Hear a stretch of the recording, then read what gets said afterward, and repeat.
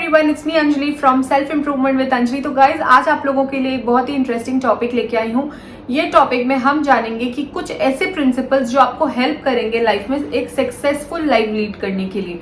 देखिए, सक्सेस आजकल हर कोई चाहता है, चाहे आप छोटे से छोटे बच्चे को देख लो, चाहे मतलब 15 साल की उम्र का 13 साल का लड़का, वो भी चाहेगा कि मुझे सक्सेसफुल बनना है। कैसे बनना है वो नहीं पता, शायद एग्जाम में अच्छा करना है या टॉपर बनना है या कुछ भी बनना है, या फिर बहुत लोगों का छोटे उम्र से ही रहता है कि मुझे पैसे कमाने हैं, राइट। सक्सेस वर्ड जो है काफी छोटी उम्र से बच्चों के मन में, टीनेजर्स के मन में भी आ जाता है, बड़ों के मन में तो डेफिनेटली रहता है। हर एज ग्रुप में हर इंसान यही चाहता है कि वो सक्सेसफुल लाइफ लीड करे।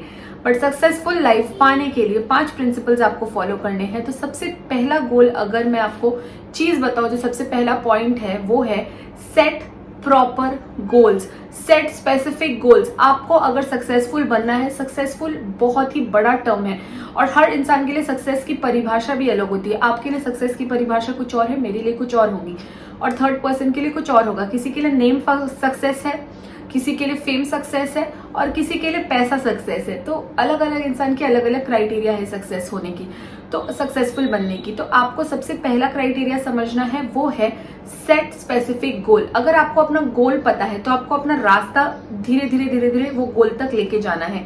बट अगर आपको ये पता ही नहीं है कि आपका एम क्या है, बट आपने एक डिफाइन कर लिया कि मुझे सक्सेसफुल बनना है। सक्सेसफुल कैसे बनना है, गोल क्या है, क्या बनना चाहते हो, क्यों बनना चाहते हो, कितना टाइम फ्रेम दे रहे हो खुद को, ठीक है। तो ये सारी चीजों के लिए आपको बहुत जरूरी है कि आपका गोल सेट हो पहले से, ठीक है।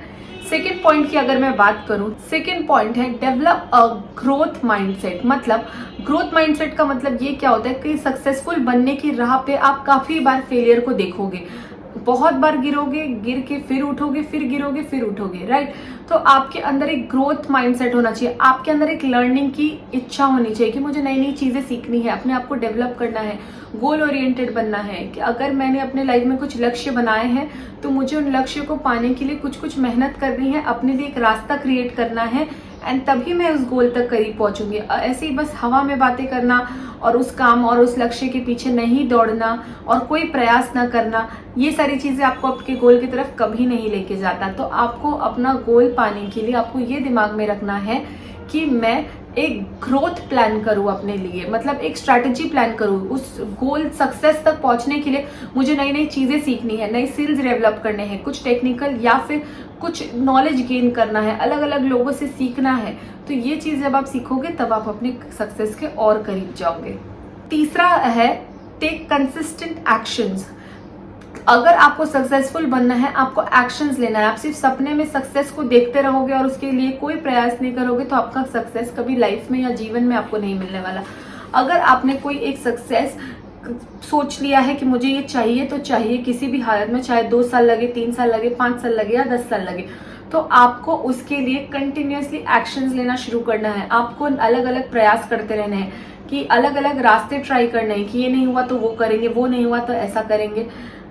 हार लोगे चाहे जीतोगे, उससे कोई फर्क नहीं पड़ता, बट एक्शंस लेते रहिए। क्या पता कौन सा एक्शन क्लिक करके आपको आपकी सच्चाई और ऊंचाई पे पहुंचा दे।